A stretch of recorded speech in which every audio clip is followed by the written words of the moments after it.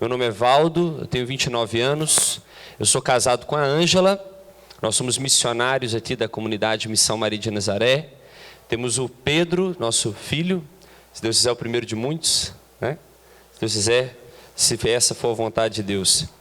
Eu queria, nesse primeiro momento, agora na parte da tarde, convidar vocês a refletir sobre um testemunho, porque é importante, né? Mais cedo, o Eduardo já falava sobre algumas coisas que são fundamentais para o casal, mas é importante a gente ter um modelo. Vocês se lembram, o padre disse muito isso, né? Que Jesus é o modelo, né? Santo Agostinho vai dizer que a Virgem Santíssima é a forma Dei, é a forma de Deus, é o modelo de Deus. Mas nós precisamos de um modelo de casal. Jesus é o nosso modelo, a Virgem Maria, sem dúvida, exemplos para sermos santos. Mas nós precisamos de um testemunho, um exemplo de casal. Então eu fui na palavra de Deus, e o testemunho provavelmente mais conhecido, mais célebre, é o testemunho de Tobias e Sara. Quem aqui conhece a história de Tobias e Sara? Tem um livro da palavra de Deus no Antigo Testamento, que é o livro de Tobias, que conta a história desse casal. Então se você não sabia disso, agora sabe. Se você quer saber na palavra de Deus um testemunho, um exemplo de casal, você tem que ler o livro de Tobias. Um livro pequenininho, mas às vezes nós não sabemos qual é a vontade de Deus para o nosso relacionamento. Mas Deus já disse, é só ir lá. Porque o relacionamento, muitas vezes nós temos relacionamentos que não dão certo, não é verdade? E assim também viveu eles. Mas nós temos aquele relacionamento que é o relacionamento da vontade de Deus. Aquela pessoa que Deus separou para nós, se for essa a sua vocação. Deus separou uma pessoa para você. Eu costumo dizer muito para os solteiros: se você tem no coração que a sua vocação é o matrimônio, saiba de uma coisa: existe uma pessoa para você. Talvez você não a conhece, ou até já a conhece, mas ela existe. Então já comece a rezar desde então para essa pessoa. Agora eu tenho certeza que muitos aqui, mesmo casados, noivos ou namorados, já passaram por relacionamentos que não deram certo. É verdade? Vou fazendo assim, pode fazer, não tem problema, não tem problema, não vai importar. Já não deu certo, ainda bem que não deu certo, né? Tá do lado aí, tomara que dê, né? Nós vamos conhecer então a história de Tobias e Sara. Não dá para ler o livro todo, lógico. Então eu vou narrar um pouco aqui e vou pegar algumas partes. Como que é a história de Tobias e Sara? Tobias era filho único. Seu pai, Ragel, ou melhor, seu pai Tobias, o pai Ragel é o pai de Sara. Tobit era o nome do pai de Tobias. E ele, um homem muito temente a Deus. Rapaz, um cara muito de Deus, não rapaz, já era um senhor, muito de Deus. E ele então criou seu filho ali, né, vamos dizer assim, né, sempre com ele. Tobias então completou maioridade, só que começou a faltar dinheiro em casa. Você sabe o que significa isso? Tem gente que não sabe não, né? Mas tem gente que sabe. Tem gente que sabe o que é faltar dinheiro em casa, né? Pagar as contas, não é? Uma pessoa cobrando a porta de casa. Aconteceu isso aí com Tobit. Só que aí Tobit já estava tudo planejado dele ir lá numa outra cidade para receber um dinheiro, uma herança. Só que acontece um acidente catastrófico. Ele quebrou a perna? Não. Ele ficou em febre de cama? Não. Ele estava deitado e um pombo cagou no olho dele. É lógico que na Bíblia não fala assim, o pombo cagou no olho dele. Não fala assim, fala de uma forma muito mais bonita que eu estou falando agora. Estou falando assim para te chamar sua atenção, mas precisa dormir, é de propósito. Mas aí foi isso, o pombo fez cocô no olho dele. Eu nem sei, eu não sei passar certinho aqui, não, porque eu queria pegar a palavra, né, uma palavra mais assim, né, mais adequada, mais bíblica. Mas foi isso que aconteceu. E aí ele ficou cego, coitado. E aí como é que vai o senhor lá buscar a herança ficando cego? Não tem jeito. Então, como ele era um homem muito de Deus, ele falou: Senhor, vai ter que ser o meu filho. Só que meu filho nunca saiu de casa. Então eu peço a ti, Senhor, a graça do Senhor colocar uma pessoa no caminho dele para guiá-lo, para levá-lo até o local. Aí Tobit foi, rezou, tal, e Deus, né, sempre fiel, colocou uma pessoa para guiar Tobias E Tobias me falou, o pai, você tem certeza disso? Eu nunca saí de casa, sou aqui, fico sempre aqui com o senhor, tal, minha mãe. Tem certeza? Eu não tenho outro jeito, senão nós vai passar fome aqui. Tem que ir lá. E aí Tobias foi, e tem nada mais, nada menos do que o anjo Rafael foi acompanhá-lo. Está aí. Às vezes você ficava nessa dúvida, né? Mas da onde que o anjo Rafael surgiu, né? Eu sei que o Gabriel é o que anunciou lá para a Virgem Maria, né? Eu sei que o Miguel é aquele lá do Apocalipse 12. Se não sabia, sabe agora, né? O Apocalipse 12, né? Não é até a coisa toda lá? Isso mesmo, pois é. Só que aí o Rafael, você não sabia onde estava. Por que tem Rafael numa mão tem um cajado e na outra tem o peixe? O cajado é porque ele é o guia que leva Tobias. O peixe eu vou contar daqui a pouco, calma. Aí beleza. Aí foi lá então o anjo Rafael, só que ele não estava vestido de anjo, estava de gente. Vestido, né? Eu não tenho outra palavra para isso, como é que eu vou falar? Ele estava de gente, entendeu? Não era anjo. Beleza. Aí ele estava lá guiando então o Tobias, né, até o determinado local. Só que Deus, gente, entende isso. Deus tem muito mais para você do que você pode imaginar. O plano do pai do Tobit era ir lá buscar herança, mas para Deus não. Deus vê mais longe porque Ele vê de cima. Às vezes a gente pensa que os nossos planos são os melhores, não é verdade? Eu já sei o que eu vou fazer. Eu vou estudar, aí eu vou fazer a faculdade, de não sei o quê, aí beleza, vou ter uma família, tá, que lindo, igual todo mundo faz. Deus tem sonhos para você que você nem pode imaginar. Só que a gente fica querendo viver os nossos sonhos. Ai meu Deus, quero viajar, meu sonho, passear uma vez por ano. Os nossos sonhos são minúsculos perto daquilo que Deus tem para nós. Primeiro, que o que Deus tem para nós é a eternidade. Mas ainda nessa vida, Ele tem coisas grandiosas. Porque Tobias foi lá para buscar herança, só que Deus tinha para ele uma esposa. Deus tinha para ele uma esposa. E aí então, no caminho, Tobias foi lá e tal, só que aí pararam num certo local onde tinha um povo do sangue deles, povo da tribo deles lá, né? E aí ele encontrou o rapaz, que era o Radel, pai de Sara.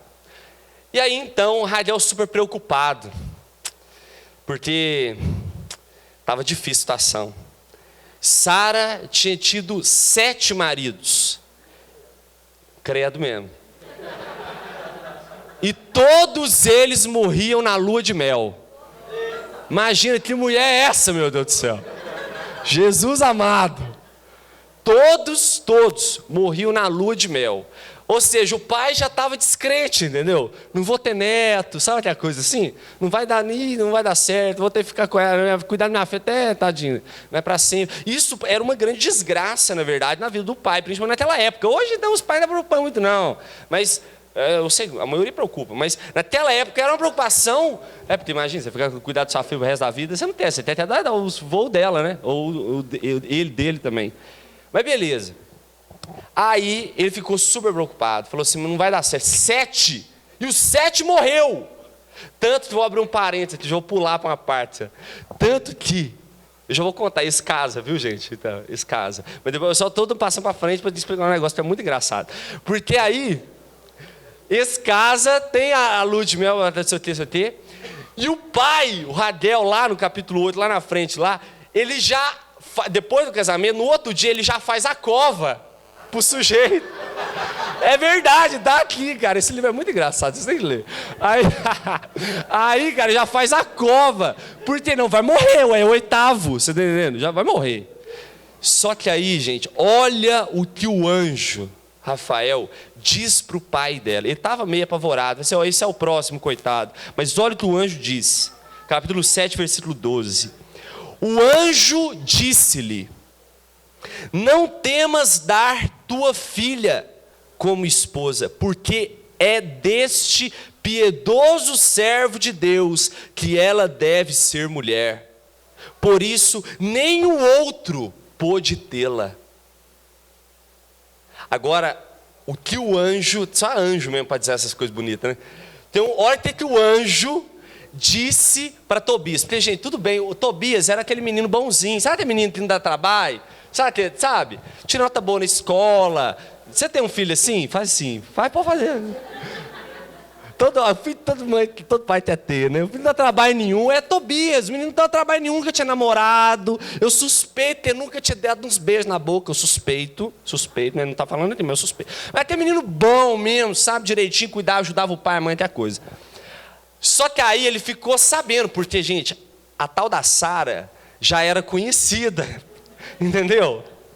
Coitada, né? Já era conhecida na redondeza.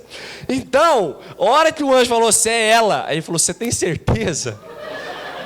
Aí, a hora que ele fala para o anjo, ele fala assim, ó, olha, presta atenção, ele fala assim, ó. Aqui respondeu o anjo, um homem de sua tribo, ele está falando com o pai, ó, sua família é chamado Radel, não, mentira, ele está falando para Tobias mesmo, que tem uma filha chamada Sara, além dela não tem mais filho nem filha. Presta atenção, é interessante, ó. Todos os seus bens te devem pertencer, mas é preciso que a recebas como mulher. Pede-a, pois, a teu pai, e ele te dará por mulher. É lógico, tipo assim, né? Por exemplo, mas enfim. Aí Tobias respondeu. Olha que Tobias não fez nenhuma pergunta, mas essa Sara é aquela? Ele nem perguntou isso, não. Já sabia, ó. Tobias replicou: ouvi dizer que ela já teve 7 maridos e que todos morreram. Diz-me mesmo se foi um demônio que os matou.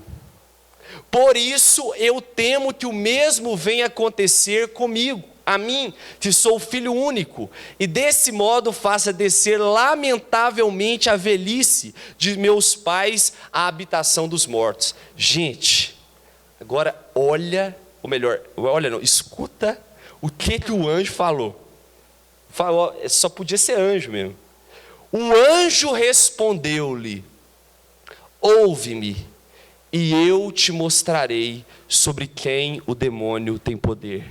São os que se casam, banindo Deus de seu coração e de seu pensamento, e se entregam às suas paixões, como o cavalo e o burro, que não têm entendimento. Sobre esses, o demônio tem poder. Eu fico me perguntando muitas vezes, quem tem o poder sobre o meu casamento é o demônio ou é Deus? E aí eu me recordo dessa palavra que vai dizer, são os que se casam, banindo Deus de seu coração e de seu pensamento. Infelizmente, há muitos que se casam assim, banindo Deus de seu coração e de seu pensamento. E se entregam à sua paixão, se casam porque querem o prazer, querem saciar os seus desejos. Meus irmãos, isso é muito importante, porque aqui há casais de namorados, de noivos também, que querem sim constituir família, mas a pergunta é, eu quero tê-la para satisfazer os meus prazeres, ou eu quero tê-la para fazê-la feliz? Essa pessoa que está ao meu lado, ela é de fato alguém que eu quero que seja feliz ao meu lado, ou é alguém que eu quero usar como se usa um objeto? Porque o contrário do amor, vai dizer João Paulo II, não é o ódio. O contrário do amor é o uso. Porque se amor é doação, como o Du disse mais cedo, o contrário disso é pegar o que o outro tem para você. É usar o outro para o seu prazer. E aí olha para o seu relacionamento, se tem sido assim. Muitas vezes é. Nem sempre, mas às vezes é. Nós usamos uns aos outros. E aquilo que se usa, gente, é objeto. Pessoas a gente ama. Ainda mais essa que você escolheu para amar com toda intensidade e intimidade. Agora, eles casaram, gente. Capítulo 7, olha que lindo isso. Versículo 16. Tomou em seguida o papel, presta atenção, dorme, presta atenção. E redigiram o ato do matrimônio. E celebraram alegremente uma festa agradecendo a Deus. Seu casamento teve festa? Não, se não teve aquela festa para todo mundo, teve uma pessoa, vocês dois teve, né? Que a festa, né? Vocês entenderam, beleza. Raguel chamou então sua mulher e mandou-lhe que preparasse outro aposento. Eu fico imaginando, gente, esse povo que ficava ajudando na festa. Eles fizeram 7 vezes. Tipo assim, imagina cortar os comentários de corredor, cara. Oi, coitado desse, velho. Mais um. Mas não cansa, velho. Entendeu? Tipo assim, eu conheço assassino que matou menos que ela. Imagina os papos, tadinha, dá dó. Olha para você ver. Ela introduziu ali Sara, sua filha, e esta se pôs a chorar. Dá dó mesmo, sério. Mas ela disse, olha que bonito, olha o que uma mãe tem de dizer para sua filha depois do casamento. O Senhor do céu te encha de alegria, apesar dos males que tem sofrido.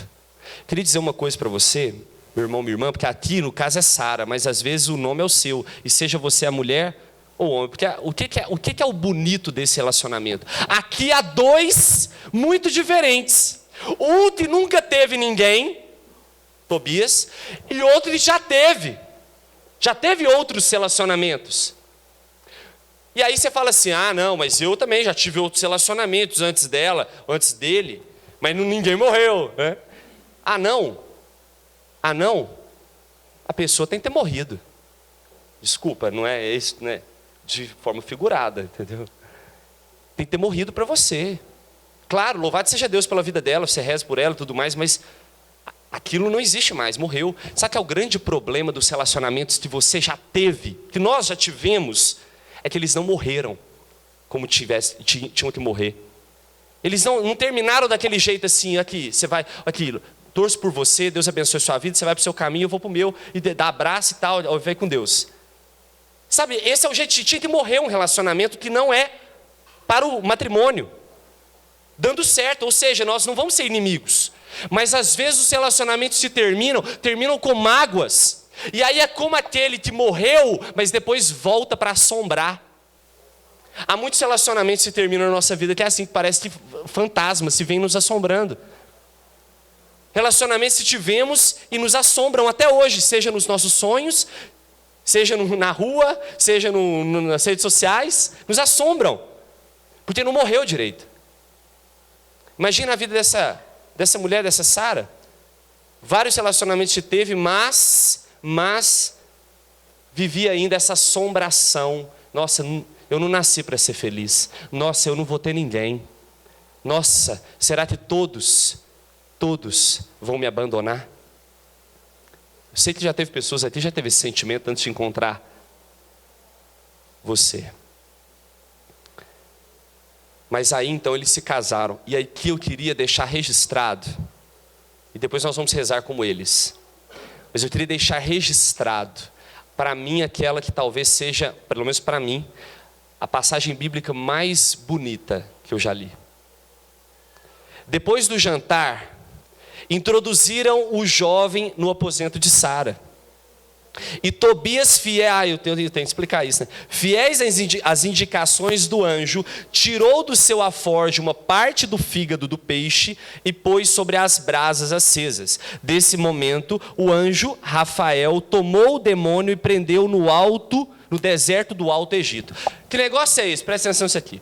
Porque o anjo Rafael disse para Tobias: você vai pegar um peixe.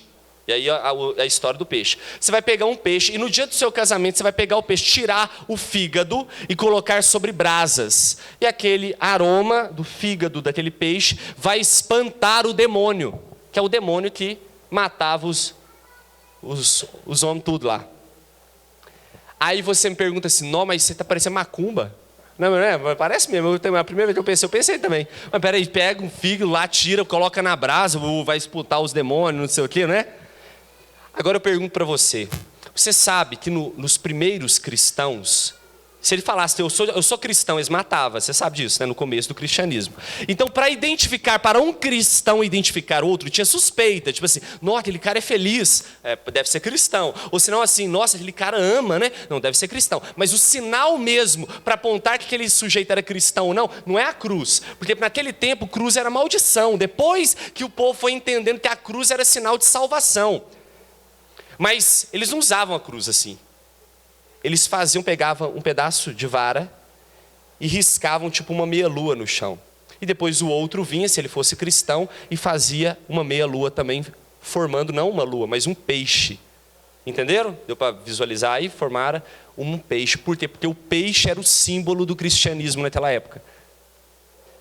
Aí eu pergunto para você: esse peixe aqui que espanta o demônio é a presença de Jesus Cristo no casamento. Ele é o peixe. Ele é a presença. É essa presença que no Antigo Testamento já fazia alusão ao Cristo que viria, entende? O sinal do Messias, o peixe. Então por isso o anjo faz esse pedido, pega o peixe e faz isso que o demônio será expulso. Isso é um sinal de Jesus que expulsa todo o mal, amém? Olha, depois dele ter feito isso, o que acontece? Então Tobias encorajou a jovem. Se o seu amado ou sua amada estiver dormindo, dá uma cotovelada na costela, de leves, sem machucar muito, mas só de leves, tá?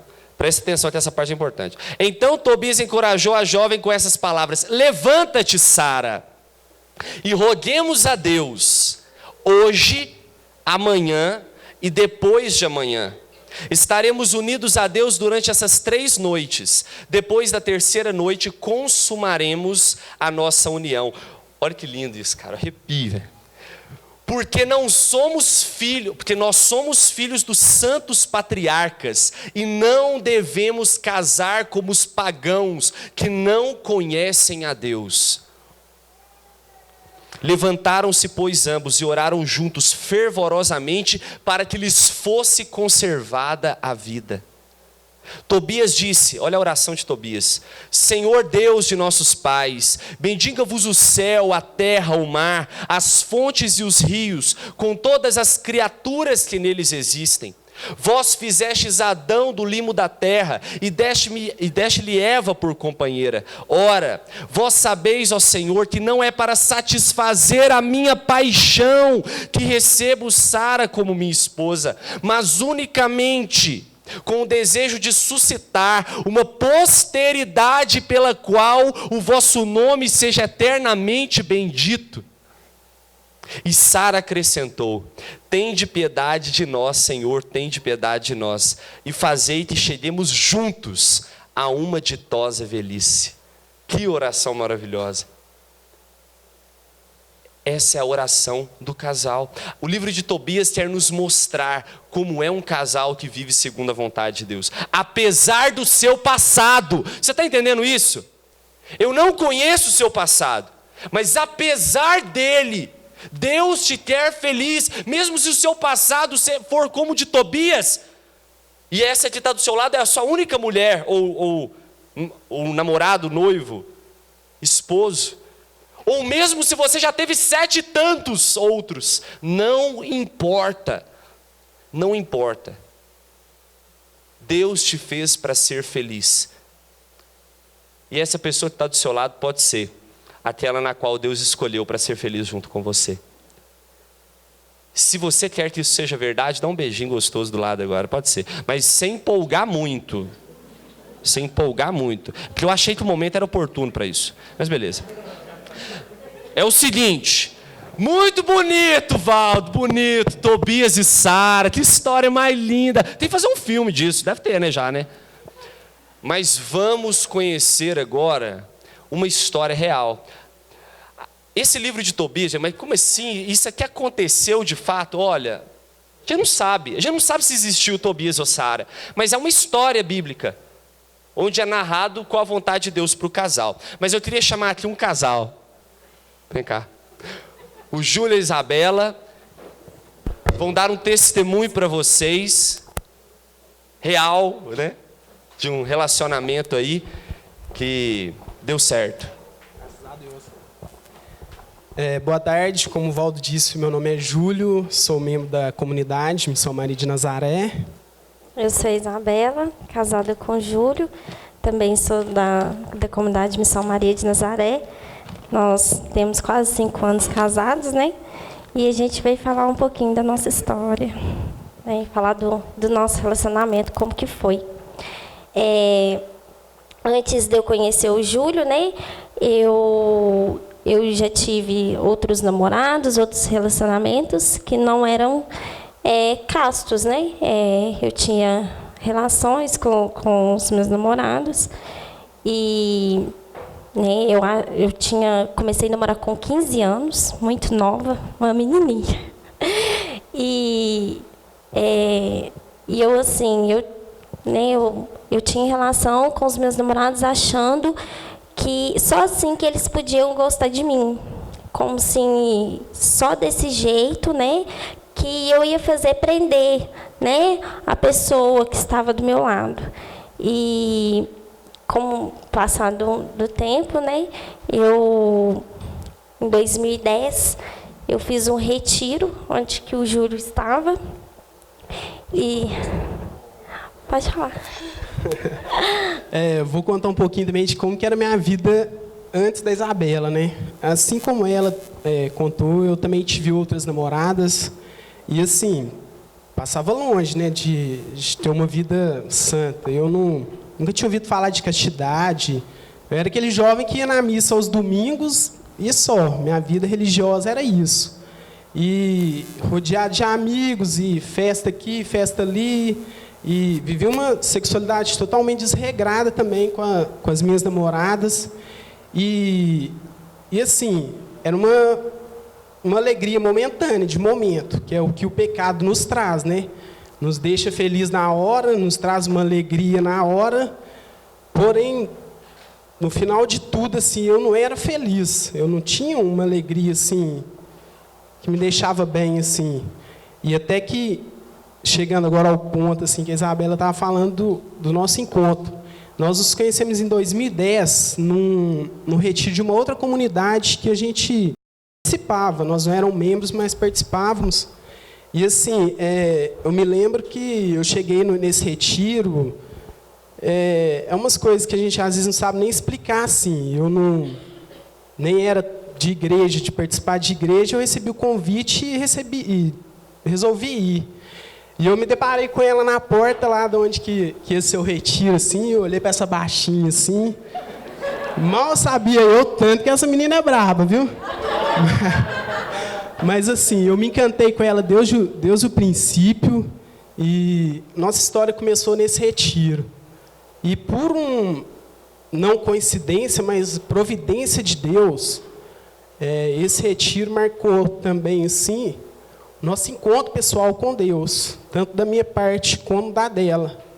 E assim, eu não fui nesse retiro atrás de uma namorada, eu não sei nem, Deus que me levou lá, claro, mas o carinho de Deus foi muito maior do que eu estava esperando para aquele momento da minha vida. E assim nós nos conhecemos, começamos a namorar, e nesse retiro, eu lembro que eu não ia de jeito nenhum. E minha prima quase que me obrigou a ir, né? E antes de eu fazer esse retiro, eu já queria ter dado um basta, né? Nos meus relacionamentos. Eu falava assim, não quero mais.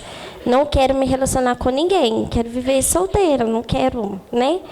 E eu nem imaginava, né, que Deus esperava, porque na época que eu conheci o Júlio, eu estava assim bem fechada para ter, né, para iniciar outro namoro, outro relacionamento.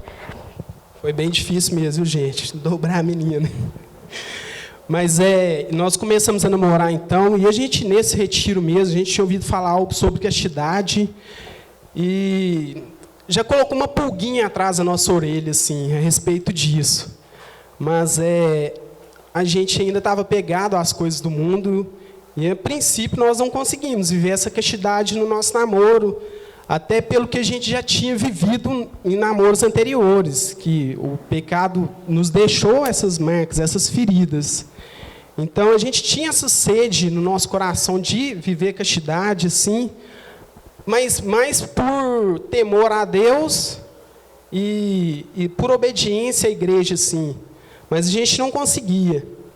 Eu me lembro uma vez, assim, que a gente estava na roça da avó da Isabela e a ocasião faz o ladrão, como se diz o ditado, né? A gente sozinho lá e a gente já sabe, né, o que aconteceu.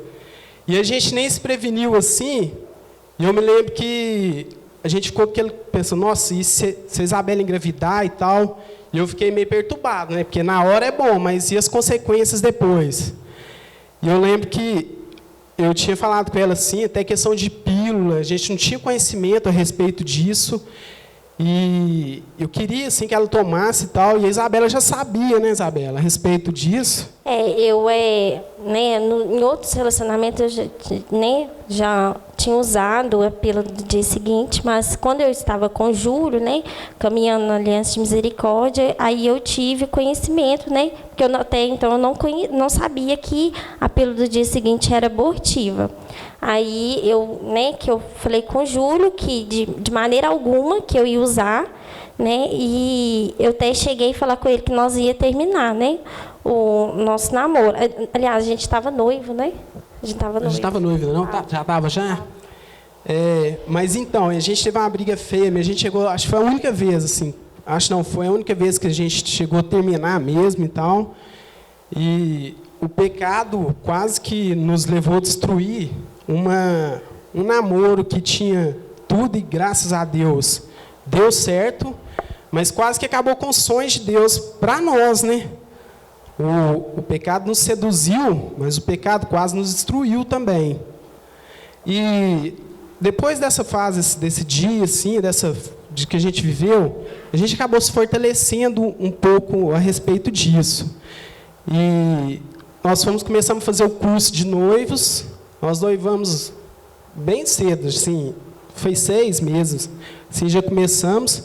E Deus colocou pessoas muito boas na nossa caminhada, assim, que nos fortaleceram, nos ajudaram bastante, assim.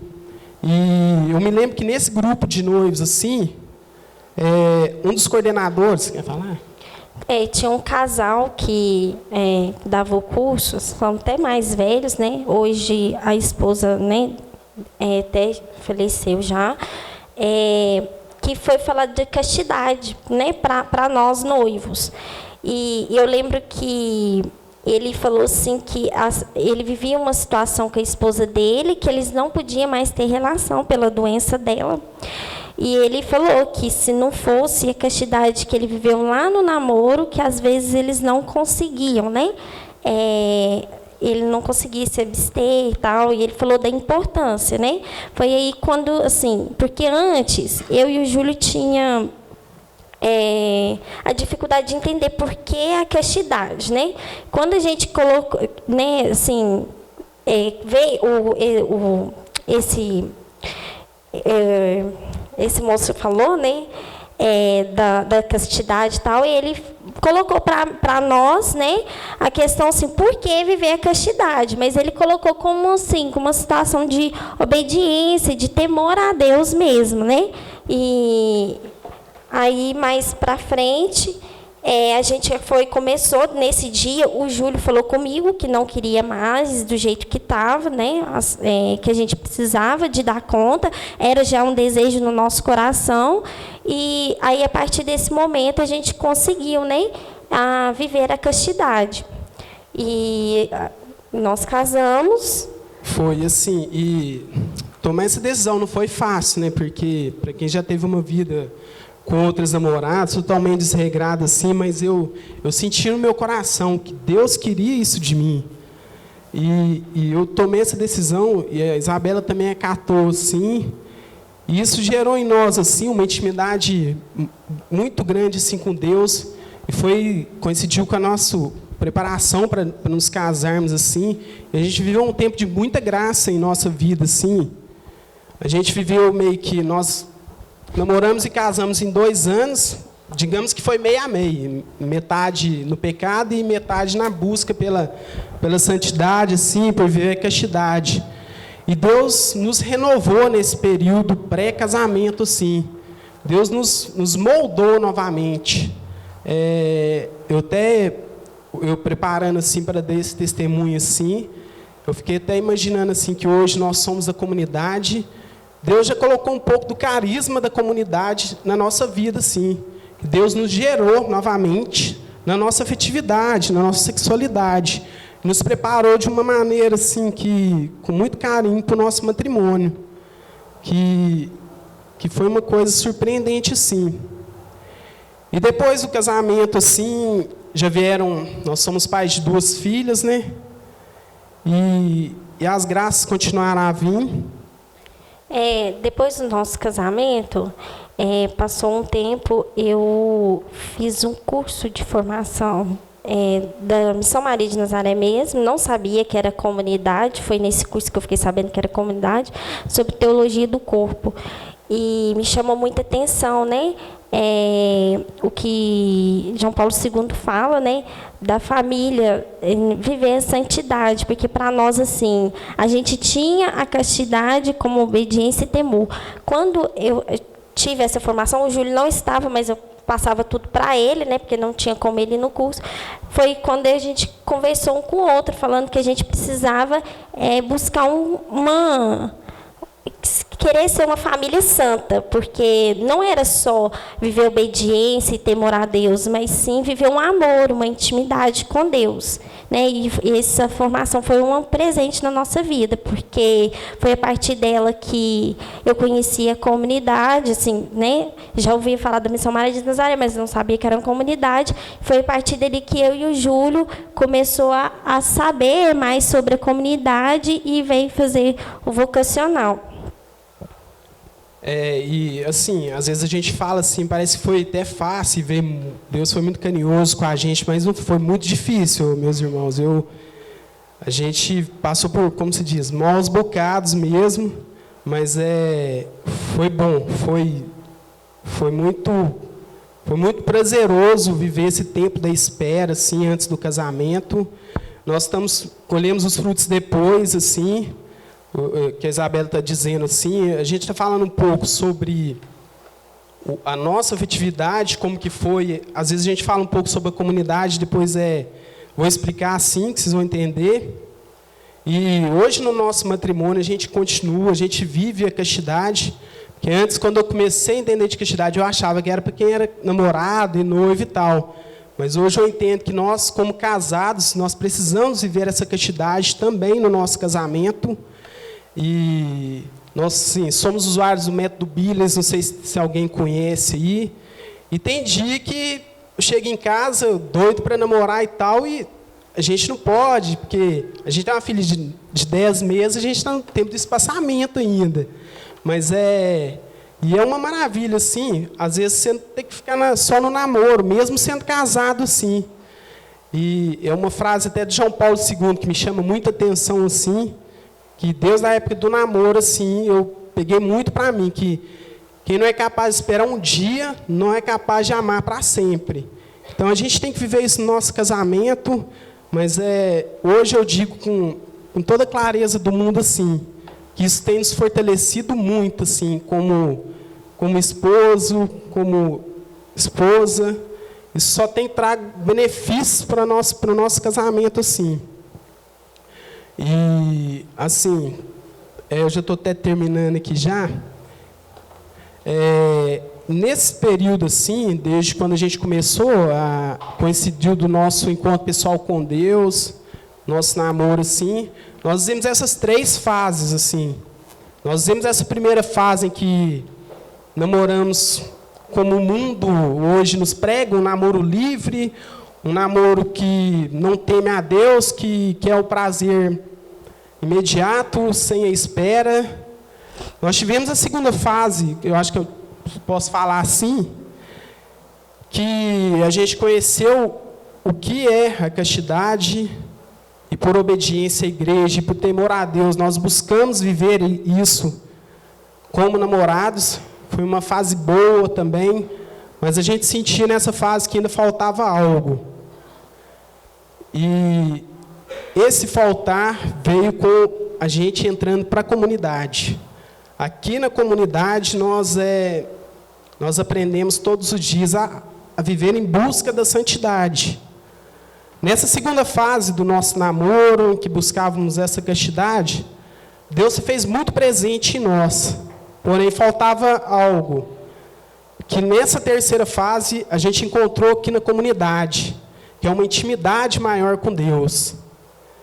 E eu falava assim da questão da afetividade nossa com a questão da comunidade. O Valdo nos falava a respeito dos sonhos de Deus, dos planos de Deus para a nossa vida. Hoje eu vejo que Deus sonhava muito mais para nós do que simplesmente viver uma santidade, uma castidade no namoro. Deus nos trouxe até essa comunidade e começou lá atrás, desde quando nos conhecemos assim. E nós vivemos essas dificuldades, e vivemos até hoje ainda.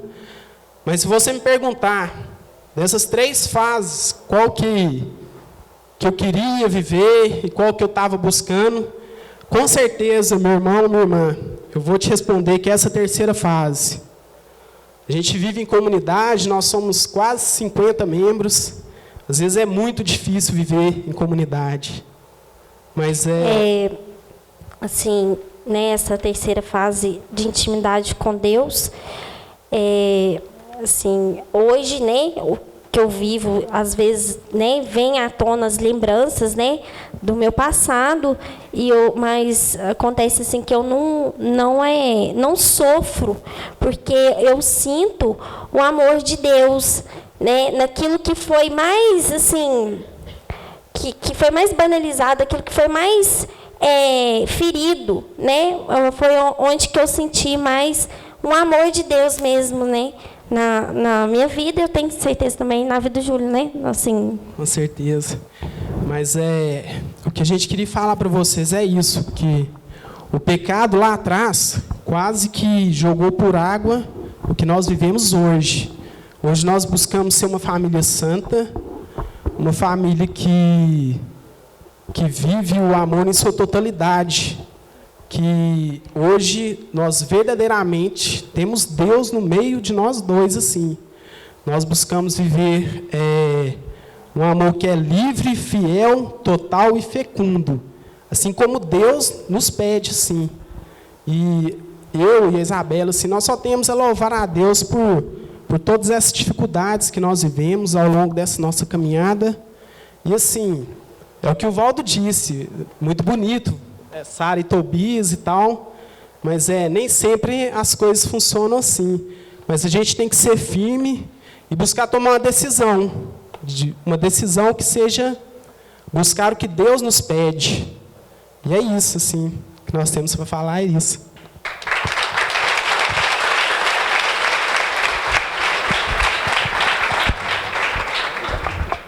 Muito bem.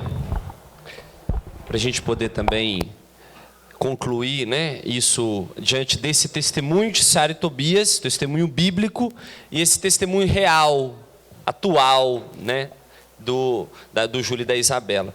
Bom, eu queria só retomar do testemunho deles uma coisa que eu acho muito importante. Quando eles partilhavam comigo antes desse testemunho para vocês, e eu achei muito bonito que eles viveram essas 3 fases, de fato, né, no relacionamento, desde quando se encontraram. Primeira fase, um namoro sem Deus. Poderíamos dizer assim, talvez, pelo menos não na prática, né? E depois um namoro em Deus, mas um namoro pela obediência. Seria um amor servil, um amor de servo, um amor que obedece, né, a Deus. E agora eles estão na busca de um amor de filho, de um amor de intimidade a Deus. Ou seja, eu quero buscar a Deus e fazer o que Deus nos chama a viver, não porque Ele me manda simplesmente, para que eu obedeça, mas porque eu entendi que isso é o melhor para mim. E como o Júlio e a Isabela disseram, dessas 3 fases, porque às vezes nos passa, nossa, que vontade de voltar para aquela primeira fase, que vontade de voltar pelo menos para aquela segunda, porque não precisa ser tanto assim também, né? Dá para viver mais ou menos, dá para viver morno, né, na presença de Deus. Tem gente que tem saudade da vida onde com Deus a relação era fria com Deus, né? Mas era quente entre os dois, mas com Deus era fria. Tem aquela também que é morna. Fico mais ou menos na missa dos domingos e está ótimo. Mas se eu quero mais, não, eu quero mais. Eu quero viver não o que eu quero e ela quer simplesmente. Eu quero viver o que Deus tem para mim. Eu quero viver o que Deus tem para mim. Porque eu creio que Ele vê mais alto e por isso eu vê mais longe. Eu quero o que Deus tem para mim. Quero convidar vocês a fecharem os olhos para podermos rezar melhor. De mãos dadas com seu amado, sua amada. Se você não consegue fechar os olhos, abaixa um pouco a cabeça. De modo que você possa agora, nessa oração, dizer para Deus, junto com Ele, junto com ela: eu quero o que Deus tem para mim. Isso, vai dizendo, bem sussurrando, bem baixinho: eu quero o que Deus tem para mim. Eu quero o que Deus tem para mim. Mas já que vocês estão de mãos dadas, digam juntos: eu quero o que Deus tem para nós. Eu quero o que Deus tem para nós. E agora eu queria que você pensasse um pouco no que vocês têm pensado para vocês dois. Quais são os sonhos de vocês dois? Vai pensando aí no seu namoro, você que namora. Quem sabe um dia casar, quem sabe um dia poder, constituir família. Você que é noivo já está então dando passos largos em busca desse sonho. Você que é casado hoje talvez pense em ter talvez mais um filho ou não, ou talvez já é chegada a hora de pensar, quem sabe, em outras coisas. E é engraçado que quando os nossos sonhos nós vamos alcançando, parece que ainda não preencheu. Não sei se você que tem mais tempo de vida, se você pensa assim, você vai alcançando sonhos, você tem filhos, aí os seus filhos crescem, aí você começa a pensar: não, vamos ter uma casinha lá no campo, e tudo isso vai sendo alcançado, mas parece que não te preenche tanto assim, pelo menos não como você pensava. Porque, meu irmão, minha irmã, todos nós temos um buraco, um vazio dentro de nós, que é exatamente do tamanho de Deus. Não adianta querer preencher com outra coisa, não adianta querer preencher com outra pessoa. Esse vazio é igual aquele quebra-cabeça que falta aquela peça bem no meio, é só daquele tamanho, é daquele jeito, é do tamanho de Deus, se é que Deus tem tamanho.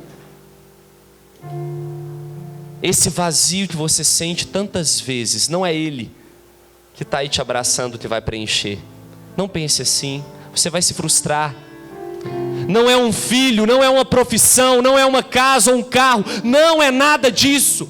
Você só será plenamente realizado se você colocar Deus no centro da sua vida, do seu relacionamento, da sua família. Só Ele tem o tamanho exato para preencher o que falta em você. E se você diz: Valdo, não falta, Ele está lá, mas então Ele precisa estar de forma mais presente, mais íntima, mais concreta. Precisamos dar passos e passos juntos em busca de Deus, porque às vezes nós esfriamos. E vai dizer a palavra lá em Tobias que eles rezavam juntos fervorosamente. Eu pergunto para você, casal, quando foi a última vez que vocês rezaram juntos fervorosamente? Qual foi a última vez? Tem gente que fica esperando o Kairos para fazer isso. Tem gente que fica esperando o encontro de casais para fazer isso, para rezar juntos fervorosamente. Mas isso tem que acontecer na sua casa. Eu queria convidar vocês então a fazerem isso agora, a rezarem juntos fervorosamente, com as suas próprias palavras. Vai dizendo a Deus agora: Senhor, entra no nosso relacionamento, vem curar as feridas de relacionamentos anteriores, vem aniquilar aquilo que tem nos assombrado, como um fantasma que não morreu direito, de coisas que vivemos antigamente e ficamos nos culpando até hoje. Aniquila, Senhor, passa uma borracha. Eu quero viver o que o Senhor tem para mim, eu quero viver a sua vida, eu quero viver os seus planos. Feche seus olhos e reze com vontade, reze fervorosamente como Tobias e Sara fizeram. Eu não sei em qual fase do relacionamento vocês estão, se é naquela fase de um relacionamento sem Deus, se é naquela fase de um relacionamento com Deus, mas só para obedecer, ou se é nessa terceira fase, mais plena, mais íntima, onde os dois caminham juntos com Jesus do lado. Eu só sei de uma coisa, meu irmão: a terceira fase é melhor, é mais completa, realiza mais. Por mais que o demônio queira nos levar para fases anteriores ou inferiores, quanto mais perto de Deus, melhor.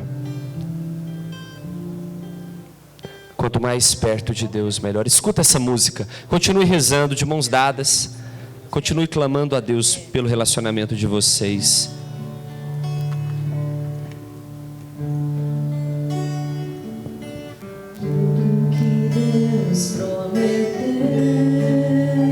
Sonhos de Deus. Se você permitir, Ele cumprirá. Escute essa música, escute ela. Deus sonda o teu coração e sabe do que já passou e sabe de tudo que é teu. Se a espera dói, Se a espera dói e só desilusão, se não acreditas mais, se não acreditas mais, ouça a voz de Deus. pois nunca vi um justo só. Pois nunca vi um justo só. Abrace a esperança. Abrace a esperança. Deixa Deus falar com você. Tudo que é teu Deixa Ele tocar seu coração agora. está no coração de Deus. Não deixe de sonhar, mas enfim acreditar. Tudo que é teu Está no coração de Deus. está no coração de Deus. Não deixe de sonhar. Não deixe de sonhar. Basta enfim acreditar. Mas enfim acreditar. Pode abrir os olhos. Queria convidar vocês a ficarem de pé agora. Queria dizer uma coisa para você. Não deixe de sonhar. Até o mundo diz isso, não é verdade? Não deixe de sonhar. A pergunta é: qual o sonho, a partir de hoje, você quer sonhar? O seu sonho que você planeja com essa cabecinha? Ou os sonhos que Deus tem para você? Fica a dica. O que Ele tem para você é melhor. É sempre melhor. Por mais que aparentemente não pareça, é sempre melhor. Sabe por quê? Sabe por quê? Sabe por quê, Daniel? Porque com Deus é diferente. Sabe aqueles relacionamentos que você teve? Quero dizer para você agora, olhando nos seus olhos, com Deus é diferente. Não vai dar errado dessa vez, sabe por quê? Porque com Deus é diferente. Com Deus é diferente. Olha para o seu amado, para a sua amada e diga isso olhando nos olhos dela: com Deus é diferente. Mas diga com um sorriso, diga: com Deus é diferente. Vamos colocar Ele bem no meio de nós dois. Fica olhando para ela, fica de frente para ela, para Ele. E diga para Ele assim: vamos colocar Ele bem no meio de nós dois, bem no centro do nosso relacionamento, porque com Ele é diferente. Se abrace agora, fiquem abraçados. E Deus está aí entre vocês, porque é Ele que te une, é Ele que une vocês. Deus está entre vocês agora. E com os olhos fechados eu convido vocês a rezarem juntos, a rezarem fervorosamente, a dizer: Senhor, não se afaste de nós, permaneça conosco, porque contigo é bem melhor, contigo é bem melhor, é infinitamente melhor, Senhor. Esteja conosco, Senhor. Nos faça feliz, preencha o vazio que o pecado deixou. Cura o nosso coração, Senhor, de toda dor, de toda ferida que pessoas deixaram aqui. Cura, Jesus, cura agora nesse momento. Com o poder do Teu Espírito Santo, cura agora, Senhor. Cura agora, Senhor Jesus, as feridas. Cura agora, Senhor Jesus, todas as machucaduras, tudo aquilo, Senhor Jesus, que pessoas que passaram na nossa vida deixaram de dor, de sofrimento. Cura o nosso coração e até mesmo, Senhor, coisas que nós vivemos juntos, mas que não correspondiam à sua vontade. O Senhor vai curando, vai transformando. E eleve, Senhor, eleve agora os nossos sonhos até os teus. Eleve, Senhor, os nossos sonhos para junto de Ti. Abraçados, bem unidos, com um desejo forte de serem de Deus, vamos cantar. Tudo que é meu está no coração de Deus. Se a espera Cante isso. e essa desilusão, Se não acreditas mais, se não acreditas mais, ouça a voz de Deus. ouça a voz de Deus. Abraça forte, escute isso. Pois nunca vi um justo só. Abrace a esperança. Abrace a esperança. Tudo que tem Está no coração de Deus. está no coração de Deus. Não deixe de sonhar. Não deixe de sonhar, Basta enfim acreditar. mas enfim acreditar. Somente as vozes, tudo que é teu, Tudo que está no coração de Deus. Canta forte. Não deixe de sonhar. Basta enfim acreditar. Os nossos sonhos são teus, Senhor. Aplauda o Senhor com força agora. Aplauda, aplauda, aplauda, aplauda, aplauda, aplauda, aplauda. Aplauda os sonhos de Deus para você. É bem melhor. É bem melhor. sonhar, Com Deus é diferente. mas enfim acreditar. E agora eu quero que você diga para ela, para ele, um eu te amo como você nunca disse. Vai, com vontade. Com vontade.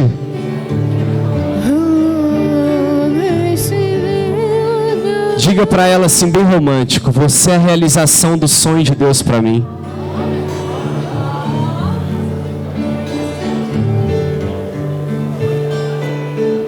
Obrigado, Jesus, por nos fazer família.